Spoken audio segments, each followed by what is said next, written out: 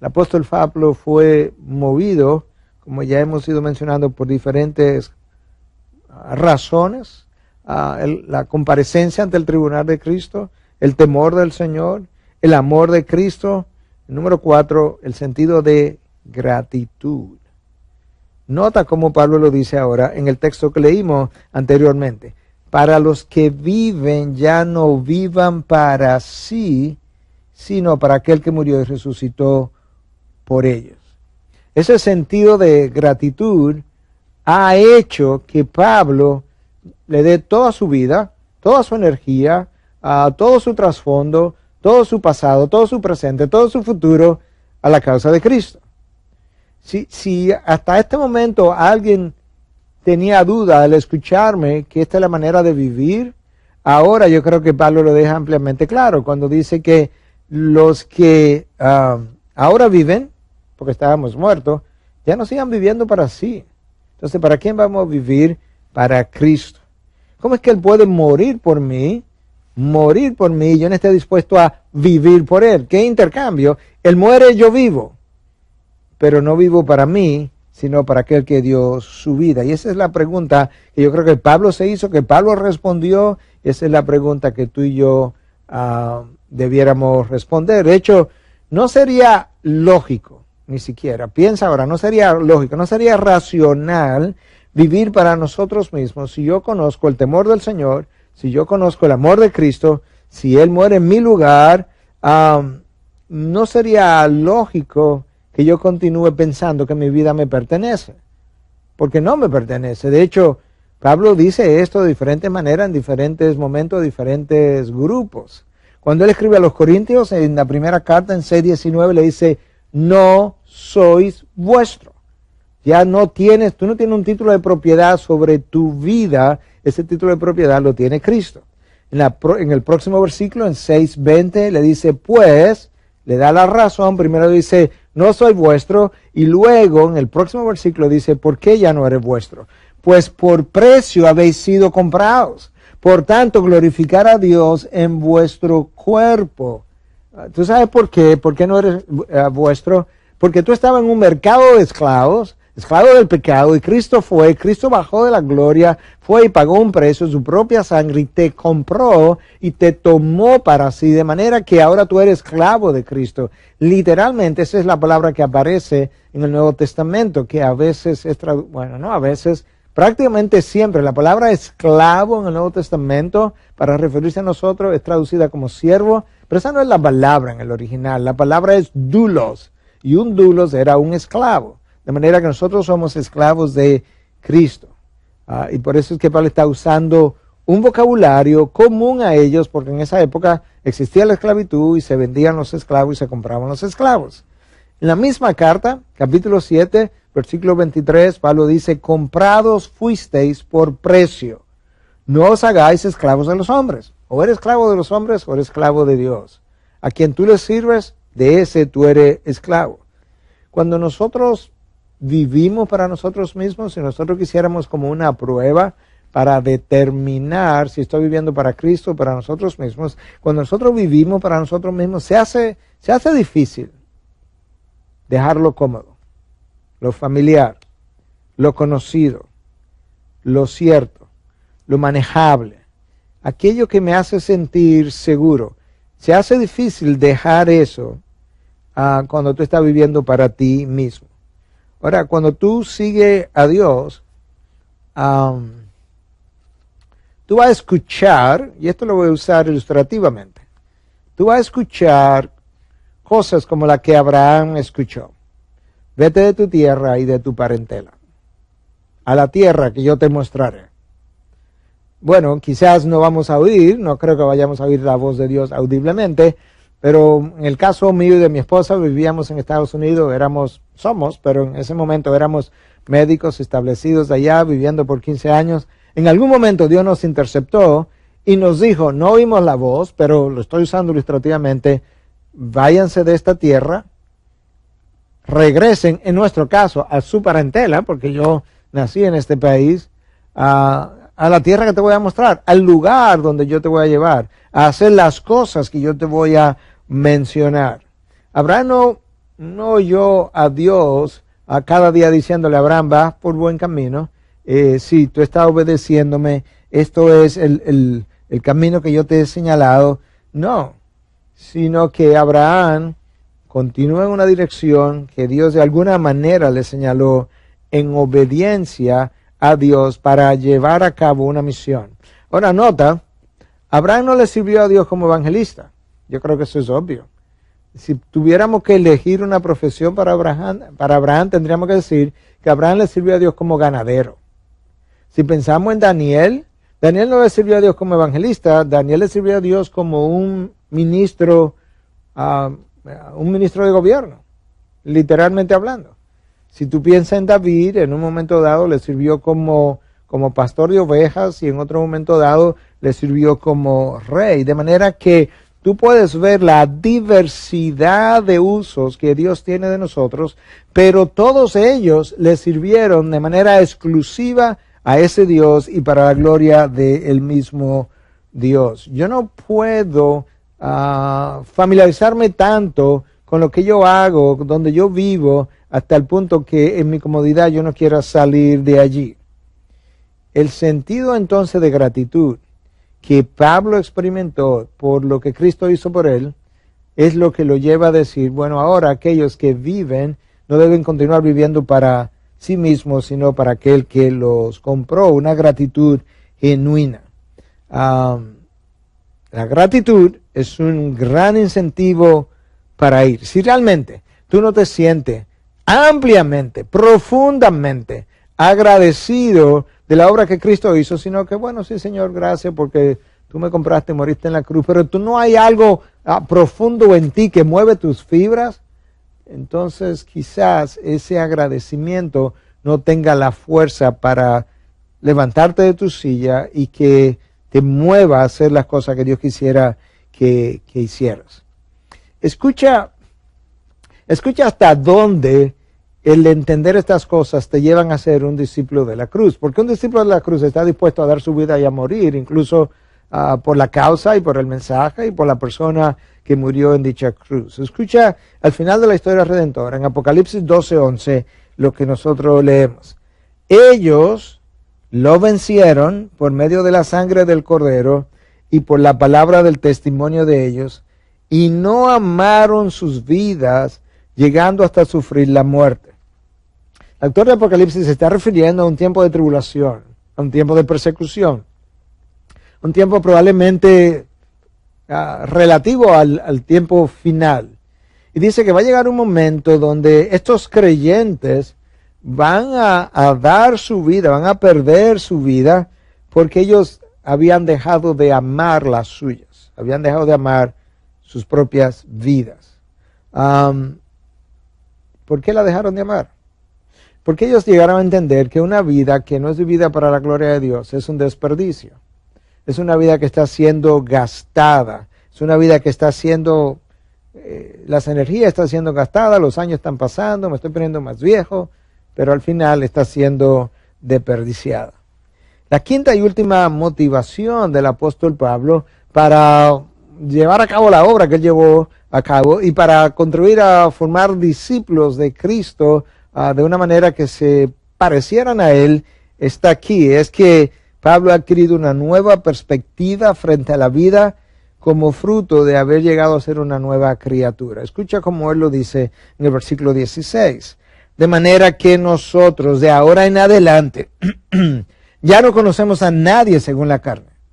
Aunque hemos conocido a Cristo según la carne, sin embargo, ahora ya no le conocemos así. De modo que, si alguno está en Cristo, este es el nuevo nacimiento, nueva criatura es, las cosas viejas pasaron, he aquí todas son hechas nuevas. Pablo vino a Cristo y cuando él llegó a Cristo, esa nueva criatura que él llegó a ser, produjo en él ciertos cambios.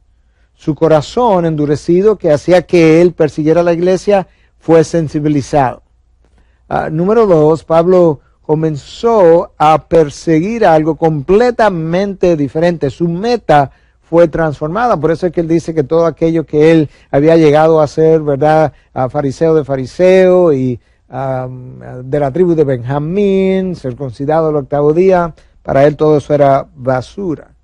cuando él llegó a ser una nueva criatura, su rebelión expresada en esta persecución por el pueblo de Dios fue conquistada y su actitud hacia la vida y hacia los hombres en general fue cambiada. Hasta ese momento, para Pablo, quizás, obviamente no tenemos este testimonio de él, pero quizás hasta ese momento un jefe para Pablo era alguien para ser obedecido. Quizás una mujer era alguien para tener hijos o para experimentar cierto placer. Quizás para Pablo un amigo era alguien para ser usado. Un cliente era quizás alguien para sacarle provecho. Pablo dice, sí, eso fue en el pasado. Ahora las cosas son completamente diferentes. Entonces, ¿qué es lo que ha cambiado, Pablo? Bueno, yo soy una nueva criatura. Y entonces, ¿qué pasa? Yo tengo nuevos valores, yo tengo nuevas metas, yo tengo nuevo entendimiento, yo tengo nuevos ojos y también yo he llegado a entender que los hombres sin Cristo como Redentor, sin el mensaje de salvación, están perdidos para siempre. Yo tengo ahora una perspectiva eterna, de manera que yo no puedo evaluar a nadie de una manera terrenal, de una manera temporal. Yo no puedo, yo tengo que ahora ver a un jefe, a una mujer, a un amigo, como potenciales conversos de Cristo o a Cristo, y luego, si esa conversión se da, yo tengo que verlos como mi hermano, mi hermana, y por tanto tengo que darle el valor que Cristo le daría. Si verdaderamente nosotros somos nuevas criaturas, entonces no podemos permanecer en nuestra vieja forma de pensar, de sentir, de ver las cosas, de vivir, de entretenimiento. ¿Por qué? Porque las cosas viejas pasaron y he aquí todas son hechas nuevas. Déjame detenerme ahí un momentito, porque yo creo que cuando hablamos de que las cosas viejas pasaron, la mayoría de las personas piensan, y en cierta medida están correctas al verlo así, piensan que esto se tiene que ver con mis pecados. Bueno, sí, mis pecados fueron perdonados, tengo una nueva vida, las cosas viejas pasaron. Pero no se nos ocurre pensar que eso no es lo único viejo.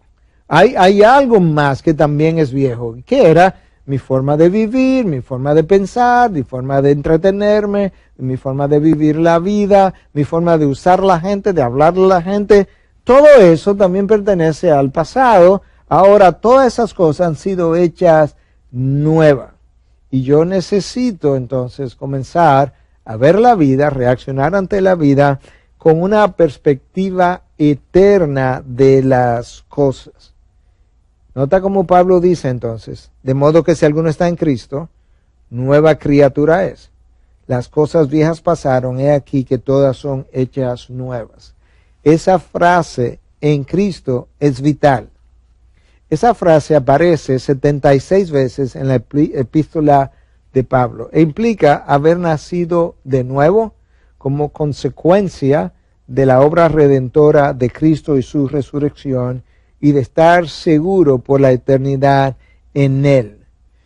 Por tanto, dada esa seguridad que Cristo nos ha brindado, dado esa nueva familia a la que yo he sido entrado, me han hecho parte de esa familia, ahora mi vida adquiere otra connotación. Ahora ya yo no soy tanto de la tribu de Benjamín, yo soy de la tribu de Cristo. Ahora ya yo no soy un fariseo, no, yo soy una persona obediente, genuina, real, que arde por lo que es Cristo. Y escucha a Pablo como yo parafraseaba este texto hace un momento, pero escúchalo ahora literalmente como lo escribió en Filipenses 3:8. Y aún más, yo estimo como pérdida todas las cosas en vista del incomparable valor de conocer a Cristo Jesús, mi Señor, por quien lo he perdido todo y lo considero como basura a fin de ganar a Cristo. En el lenguaje original, la palabra que ahí está traducida como basura es estiércol. Estas cosas que yo consideraba como grandes créditos a mi favor, para mí ahora son como estiércol. Yo tengo ya aquellas cosas que a mí me daban importancia, ya yo no soy eso, ya yo no soy lo que hago, ya yo no soy lo que otros piensan que yo soy. Ya yo no soy lo que otros me dicen, ya yo no soy lo que yo pienso que soy, yo soy lo que Dios dice que yo soy. Y lamentablemente, en esa nueva criatura que somos, muchos de los hijos de Dios, muchos de los que pudiéramos llamar genuinamente mis hermanos, mis hermanas, todavía están detrás de las 5 grandes P's: prosperidad, posición, poder, prestigio, placer, en una nueva familia, en un nuevo reino, con un nuevo corazón, porque nací de nuevo, pero todavía con una mente vieja. De manera que eso hace que yo viva como un incrédulo y que otros cuestionen mi salvación, porque como que el Evangelio no le ha impactado lo suficiente. Pablo nos estimula a pensar que ya no podemos seguir viviendo para nosotros mismos y que ya no podemos seguir considerando a nadie como según la carne. Entonces, considera que si entiendes bien el concepto de discípulo, eso implica que un cristiano no es simplemente alguien que tiene una vida moral, no es simplemente alguien que tiene un compromiso con la iglesia. Si soy esposa, no es simplemente alguien que es una buena ayuda idónea y vive una vida de sumisión a su esposo. De hecho, para ese nuevo creyente, si él llega a ser verdaderamente un discípulo de la cruz, un discípulo de Cristo, el concepto de éxito es completamente redefinido.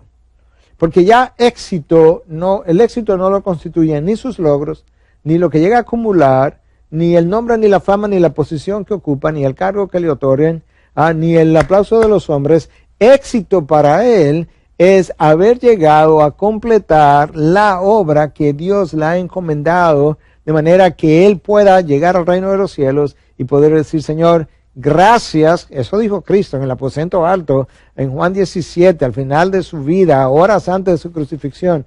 Padre, gracias porque yo hice conforme a como tú me mandaste. Yo no sané a todo el mundo, yo no le di de comer a todos los hambrientos, no, pero yo hice todas y cada una de las cosas que me habían sido encomendadas. Esa es la definición del éxito. La razón por la que tú y yo trabajamos una vez entramos al reino de los cielos es justamente para el reino de los cielos, no para el reino de los hombres. En ese reino de los cielos yo voy a tener mejores recompensas. El salario, que es como la mayor recompensa que muchas veces tenemos del trabajo que hacemos aquí, ni se compara con las recompensas que yo voy a recibir en la vida eterna como fruto de haber hecho aquello que Dios me entregó y que puso en mis manos. Al final del camino, la gente busca poder, prestigio, placer, prosperidad, las 5 P's de que hablamos, porque él anda en busca de calmar su inseguridad, su infelicidad, su inferioridad, su intranquilidad, su insatisfacción. Y esa insatisfacción existencial, el hecho de que no me siento satisfecho con mi propia existencia, siendo lo que Dios me hizo ser, es lo que lleva a muchos cristianos, a pesar de ser una nueva criatura, de no vivir como un verdadero discípulo de Cristo. Entonces, si yo llego, y quizás con esto yo voy ya resumiendo todo lo que quería decir, si yo llego a entender como los componentes del Evangelio, recuerda que el Evangelio es un mensaje, pero es un mensaje que tiene que ver con la vida de Cristo, la muerte de Cristo y la resurrección de Cristo.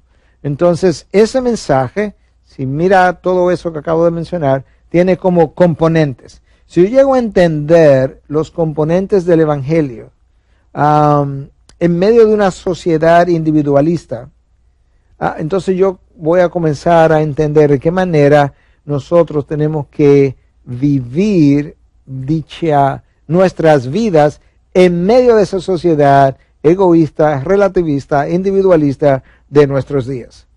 Rápidamente, para resumir, los componentes del Evangelio que un verdadero discípulo necesita entender.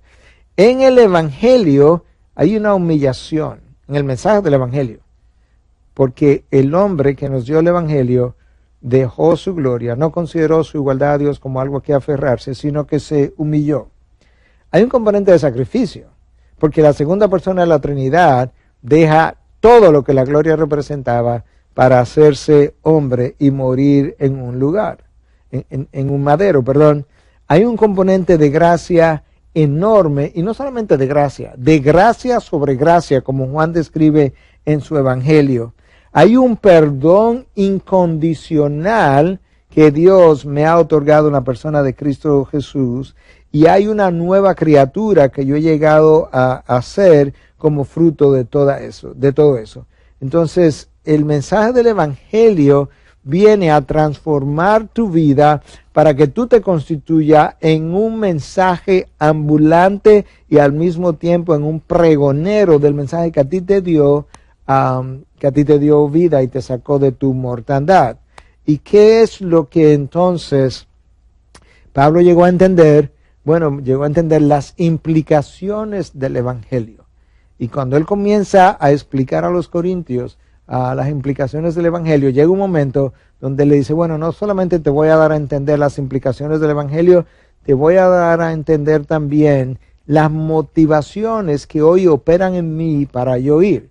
Entonces él comenzó diciendo, conociendo que habrá una rendición de cuentas, que todos nosotros compareceremos ante el tribunal de Cristo. Conociendo eso, yo salgo a evangelizar a otros que también tendrán que rendir cuenta. Conociendo el temor del Señor, la admiración, la reverencia, yo hago algo, yo persuado a los hombres de lo que yo también fui persuadido. Al mismo tiempo, Pablo dice, conociendo el amor de Cristo que me persuade, que me apremia, que me empuja, pues conociendo eso, yo quisiera que otros conocieran ese mismo amor. Y habiendo tenido en cuarto lugar, llegando a entender más bien la gratitud por aquello que Cristo hizo por mí, pues ese es es parte de mi combustible hoy en día. Y finalmente el hecho de que ya yo soy una nueva criatura, con una nueva perspectiva, y ya no veo a nadie según la carne, sino que lo veo como potenciales